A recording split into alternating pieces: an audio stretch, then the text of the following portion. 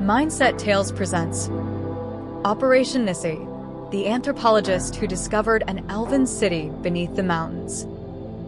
Chapter 1.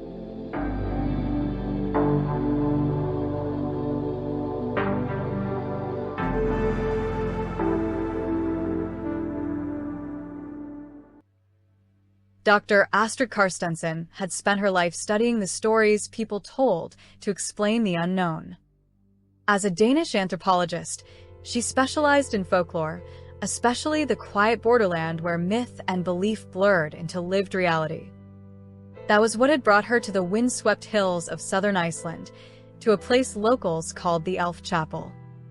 It was not much to look at from a distance, just a rise of dark volcanic stone covered in lichen and moss, sloping gently against a wide gray sky.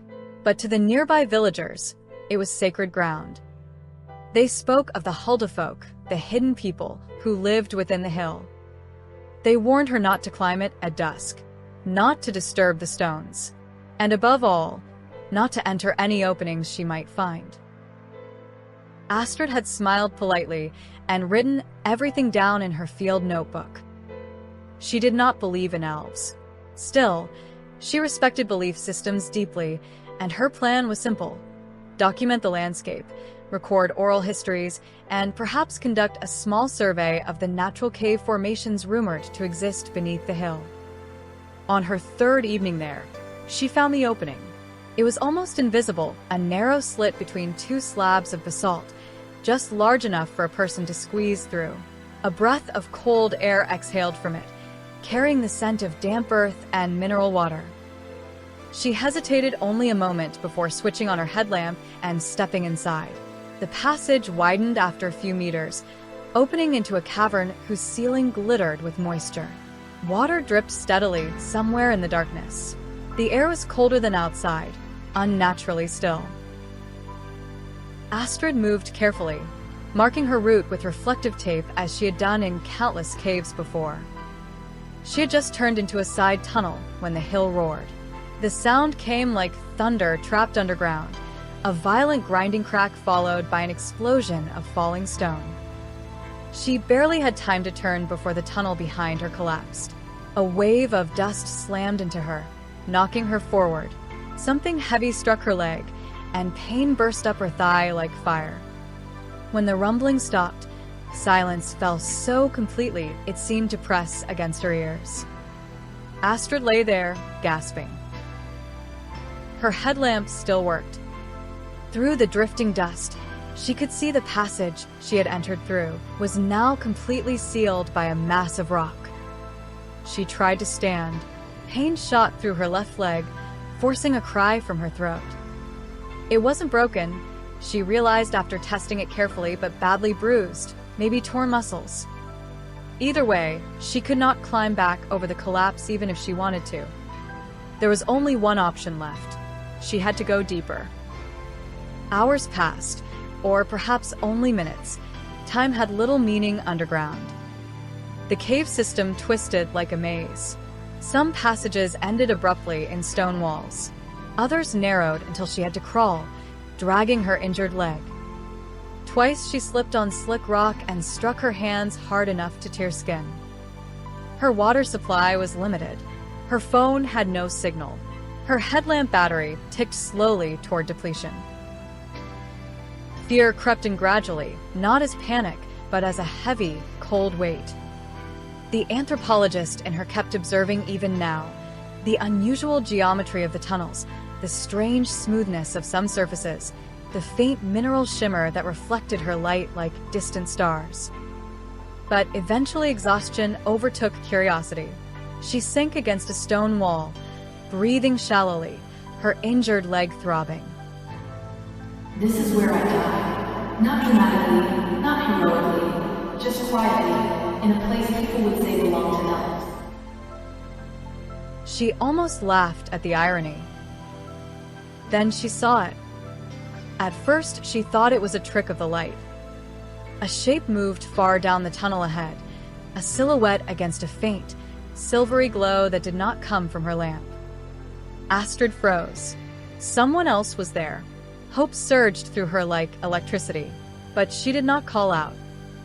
Instinct, or perhaps the villagers' warnings, made her cautious. Slowly, she pushed herself to her feet and began to limp forward. The figure did not retreat. As she drew closer, the glow brightened, not harsh like artificial light, but soft and cool, like moonlight reflecting on water. The figure stood still, watching her. Astrid's heart pounded. 20 meters. 10. 5. She stopped because now she could see clearly. The person before her was a woman, tall and slender, with pale skin that seemed almost luminous in the dim cavern. Her hair fell in a dark cascade to her waist. Her eyes were large and deep, reflecting the strange silver light around her. And her ears, they tapered upward into unmistakable, elegant points. Astrid's rational mind tried desperately to assemble explanations: costume, hallucination, hypoxia, trauma-induced vision. But none of them fit. The woman's gaze was calm, steady, and very, very real. She wore what could only be described as a kind of military outfit and carried a staff with a blue gem on its tip that glowed faintly and pulsed with energy. This she pointed in Astrid's direction, not menacingly, but cautiously. She spoke in a voice softer than any Astrid had heard before. You should not have come into the hill. Astrid's breath caught. When she spoke, even her words felt absurd as soon as they left her lips. You're not human. Are you Huldufólk? The stranger tilted her head slightly, as though considering the translation. Your people have many names for us. Hidden people is the closest now. Or perhaps Nisse. Astrid stared, unable to speak. All her training, all her skepticism, all her years of studying myths as cultural constructs, collapsed in that moment as completely as the tunnel behind her. Nisse was the Danish word for elf. The elf stepped closer. Her expression softened when she noticed Astrid's injured leg. She lowered the staff. You are hurt and lost. Astrid managed a weak nod. The elf extended a hand, not threatening, not urgent, simply offering. Come, you cannot find the way out alone. Astrid hesitated only a second before taking it. The elf's touch was warm. And as they began walking deeper into the glowing darkness of the hill, Astrid realized something that would change everything she believed about the world. Some legends were not stories people told to explain reality. Some were warnings, cautionary tales about realities that had always been there, hidden just beneath the surface, waiting for someone to stumble into their light. The elf did not hurry. She moved through the cavern system with quiet certainty, guiding Astrid along paths that seemed indistinguishable from the countless branching tunnels they passed. Where Astrid saw only darkness and stone, her guide appeared to read subtle signs, tiny shifts in the rock, faint glimmers in the air, the whisper of unseen currents. Astrid limped beside her, leaning heavily on the elf's steady arm. Astrid spoke after a long while, her voice thin with exhaustion. How far is it still? Not far now, but there is a place we must pass first. Her tone carried a quiet gravity that made Astrid uneasy. They entered a broader tunnel whose ceiling rose high overhead. The rock here looked different, less jagged, more deliberate, as though it had been shaped rather than formed naturally. Then Astrid saw it. At first she thought it was just an unusual curve in the stone, but as they approached, the structure resolved into unmistakable form, an archway carved seamlessly into the cave itself, perfectly circular at its top like the outline of a rising moon. The stone around it was smooth and dark, etched with faint, flowing patterns that seemed to shimmer when her headlamp beam touched them. Is this a gate? Astrid's guide nodded. It is a doorway, or as you may call it, a portal. Astrid's anthropologist mind reeled. There were no tool marks, no seams. The arch appeared to have grown from the rock itself. As they drew nearer, a figure stepped forward from the shadow beside the arch. Astrid flinched instinctively. He was unmistakably one of the hidden people, tall, slender, with the same luminous skin and finely pointed ears as her guide. But unlike her, his presence carried weight, like the stillness before a storm. His hair was silver white, braided close to his head. His face bore deep lines, not of age as humans knew it, but of long endurance. He wore a fitted dark garment similar to that of her guide, structured, precise, bearing subtle metallic clasps that glinted in the dim light. In his hand, he held a long staff of pale stone. At its tip rested a gem that glowed with a steady inner radiance, casting soft light across the archway. The elf woman beside Astrid stopped. At once, the older male elf straightened and raised his right hand, palm outward in a gesture unmistakably like a salute. The motion was formal, ritualistic. When he spoke, his voice was deep and resonant. Imruven Elric, Anon Tirith. His gaze shifted to Astrid, not hostile, but intensely focused. She felt as though he could see not just her body, but every thought she had ever carried. Then he spoke again, this time in careful, accented human language. I am Reuven Elric, guardian of the gate. Astrid swallowed. She had interviewed village elders, ritual leaders, shamans, but nothing had prepared her for the quiet authority in his voice. The elf lowered his hand and inclined his head slightly. You walk under her protection, therefore you may pass. He stepped aside, tapping the base of his staff gently against the stone floor. The gem at its tip flared brighter for an instant. Astrid hesitated, asking softly, Pass? To where? Forward, towards our goal. That was all. No explanation. No reassurance. Astrid looked at the archway again. From this close, she noticed something strange. The air within the circle seemed subtly different, as though the darkness there held depth rather than emptiness, like looking into very deep water. Her guide took her hand once more. Do not be afraid. They stepped forward together. The moment Astrid crossed beneath the stone arch, her entire body jolted. It was not pain, more like a surge of energy rushing through every nerve at once. Her skin prickled violently, as though thousands of tiny sparks were dancing across it. Her breath caught in her throat. For a split second, she felt weightless, like she was falling without moving. Then it stopped, abruptly. She stumbled, catching herself against the wall. Her heart hammered wildly. What just happened? She looked around. The cavern was the same. Same rough walls. Same dim light. Same cold, damp air. Nothing had changed. At least, nothing she could see. Her guide watched her calmly, then explained, as if reassuring her. The gate does not move you through space. Astrid's pulse still raced. Then what does it do? The elf's expression was unreadable in the soft glow.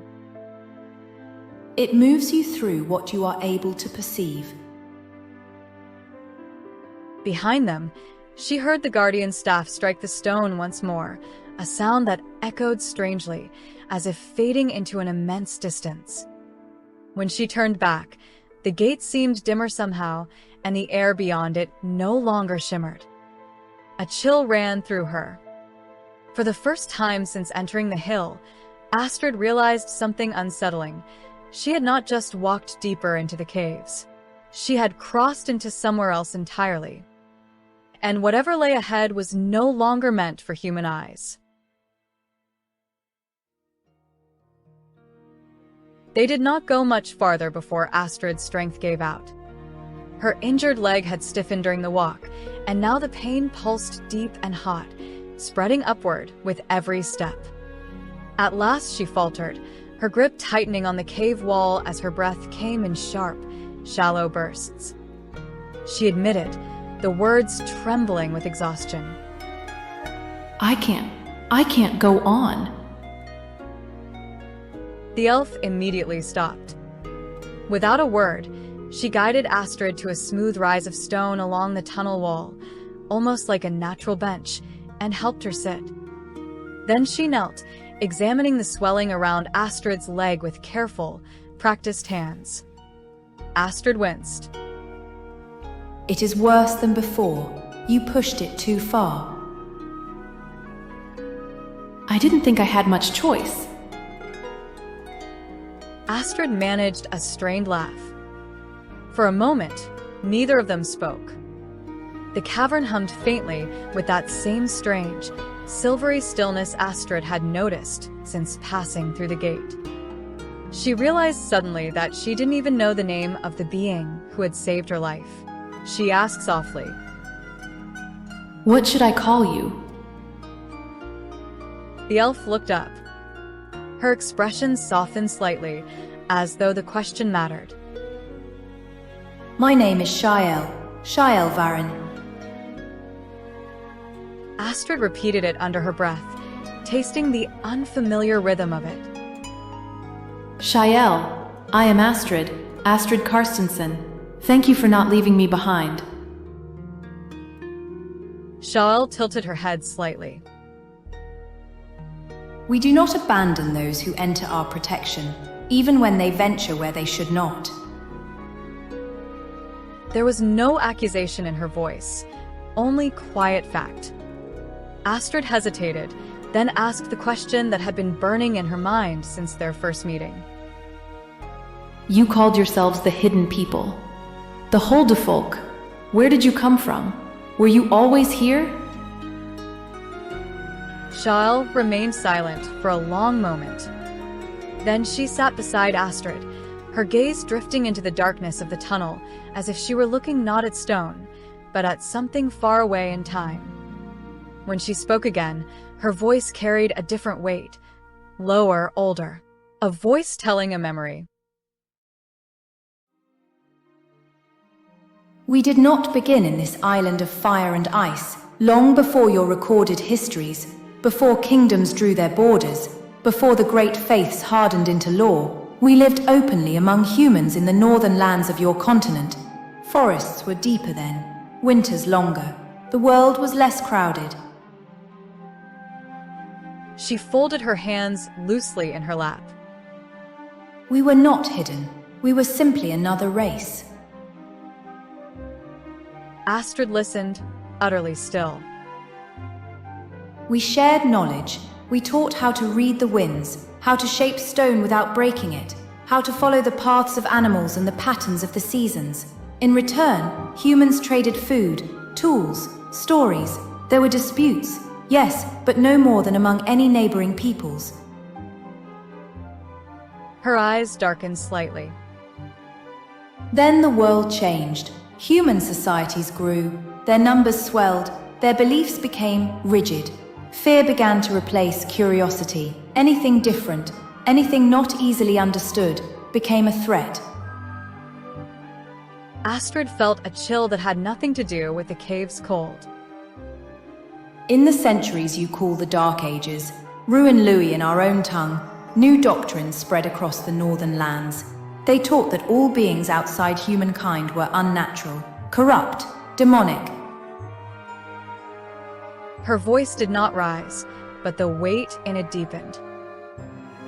We were no longer neighbors. We were declared vermin. Astrid's stomach tightened.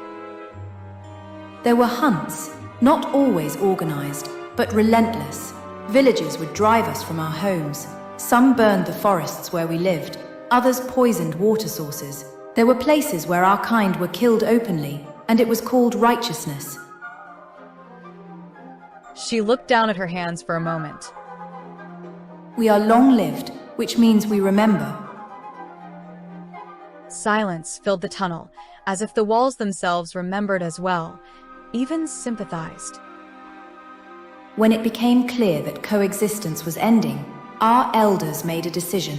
We would withdraw, not just from the land, but from human perception itself. Astrid's mind flashed back to the sensation of crossing the gate. To survive, we learned to step sideways from the world. You see, to dwell in the spaces between what is visible and what is possible. We became hidden. The elf's gaze lifted again, steady but distant. Iceland became one of our last sanctuaries. It was remote, harsh. Few humans wished to settle its wild interior, and those who did remembered enough of the old ways to leave us in peace. She glanced at Astrid. Most of the time, that is. Astrid swallowed, her eyes now wide with disbelief. So the stories, the folklore, the warnings about disturbing certain hills are not superstition. They are echoes of agreements once made between our peoples. A long quiet settled between them. Astrid stared at the stone floor, her mind racing with implications, historical, cultural, existential. All the centuries of human records that described elves as myths, spirits, allegories, and all the while, they had simply been hiding. Not because they were imaginary, but because they were hunted. Charles' voice softened further. We did not leave because we wished to. We left because survival required it. She turned slightly toward Astrid. And because we hoped that one day humans might, perhaps, remember how to share the world again. Astrid met her gaze. For the first time, she saw not just mystery in Charles' eyes, but something far more human. Weariness and a very old grief. The food Charles gave her looked simple, small, pale rounds wrapped in a thin leaf that felt almost like silk. Astrid turned one over in her fingers. It resembled dense whey bread, the kind she had tasted in remote Nordic communities during fieldwork. But this was smoother, faintly warm, and carried a subtle sweet scent she couldn't identify. Eat slowly. It is more sustaining than it appears. Astrid managed a tired smile. At this point, I'd eat almost anything. The first bite surprised her. The texture was soft but firm, dissolving almost instantly, leaving behind a rich, creamy taste that spread warmth through her chest. Within minutes, the shaking in her hands eased, and the gnawing hollowness in her stomach faded. More than that, she felt steadier, clearer, as though her body had been quietly repaired in small, invisible ways. What is this? Charles' expression held a faint hint of amusement. Something we learned to make during the long winters. It carries more nourishment than human food, because it is meant to sustain those who cannot always return to the surface. Astrid nodded slowly, still absorbing the strange sense of renewal. After resting a while longer, they rose again. This time, Astrid found she could walk a little more easily. The pain was still sharp, but dulled at its edges, no longer overwhelming. They moved through several more winding passages before the air ahead began to change. It grew lighter, fresher. Astrid felt a subtle current of wind brushing her face, and at last the slightest hint of daylight brightened the tunnel. Her heart leapt. Are we there? Shael simply nodded. They rounded one final bend, and the tunnel opened. Astrid stepped out into brightness and had to raise a hand to shield her eyes. For a few seconds, all she saw was white glare and blurred color. Then her vision adjusted, and she almost forgot how to breathe. Before her stretched a vast valley, cradled between jagged, black mountains whose peaks cut sharply into the sky. Their slopes were dotted with silver-green moss and pale flowering shrubs that shimmered in the sunlight. A clear stream meandered like a ribbon through the center of the valley, its water sparkling with an almost crystalline clarity, and nestled along its banks was a village, not built on the land, but grown with it. Structures of pale stone and smooth wood curved naturally from the terrain, their shapes elegant and organic, like they had emerged from the earth rather than been constructed upon it. Arched bridges crossed the stream. Terraced gardens climbed gentle slopes. Tall, slender spires rose here and there, catching the light. Figures moved among them, slender forms whose clothing flowed in muted tones of silver, deep green and twilight blue. Elves, dozens of them. Astrid stood utterly still, overwhelmed, her mouth open, as if she struggled to find words to describe what lay before her. It's magical. Shael watched her quietly, and then responded at last. This is Ilysthyr, my home. Astrid swallowed hard, tears stinging unexpectedly at the corners of her eyes, not from sadness, from the sheer, impossible beauty of it. For a moment, she forgot everything, her injury, her fear, the collapse in the cave, until a sharp pulse of pain shot up her leg when she shifted her weight. Shael noticed immediately. We must go to Kaelin. Who is Kaelin? She is our healer and physician. Her tone left no room for argument. The journey into the village passed like a dream. Some of the elves paused to look at Astrid, not with hostility, but with unmistakable curiosity. A few inclined their heads politely. Others simply watched in silent surprise. Astrid realized with a jolt that she was probably the first human many of them had ever seen in person. They soon reached a structure near the stream, its walls formed of pale stone interwoven with living vines that bore small white flowers. Inside, the air smelled of herbs and fresh water. A woman emerged to meet them, slightly shorter than Shael, with ash blonde hair braided over one shoulder and sharp, intelligent gray eyes. She looked first at Shael, then at Astrid's leg. Understanding dawned instantly. You found her in the tunnels. Shael nodded. After the gate. The healer, Kaelin, turned to Astrid and offered a reassuring smile. Sit. Let us see what the hill has done to you. The examination was thorough, but surprisingly gentle. Kaelin's hands were warm, and when she pressed certain points around the injury, a soft glow seemed to spread beneath her fingers, like light filtering through water. Astrid felt a deep, soothing warmth seep into the aching limb. By the time Kaelin finished binding her leg with smooth, silvery fabric that felt both strong and flexible, the sharpest pain had receded to a dull, manageable ache. You were fortunate. Nothing is broken. With proper rest, you will recover fully. Astrid exhaled in relief. She hadn't realized she was holding. A deep sense of release came upon her. Thank you. Thank you so much. The physician inclined her head. You are under Shael's protection. That makes you our responsibility. Shael stood nearby, arms folded loosely, watching with a calm expression. When the treatment was complete, she stepped forward. You will need a place to recover. Astrid looked up, and the elf continued. If you are willing, you may stay with me until you are strong enough to walk without pain. The offer was simple, direct, but it carried enormous weight. Astrid hesitated only a moment. I'd like that, very much. Shael nodded once. Then it is settled. As they stepped back outside into the sunlight of Ilysthyr, Astrid felt the full reality of her situation settle over her.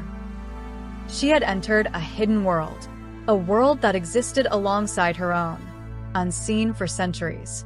And now, until her leg healed, and until they decided what came next, she was going to live there.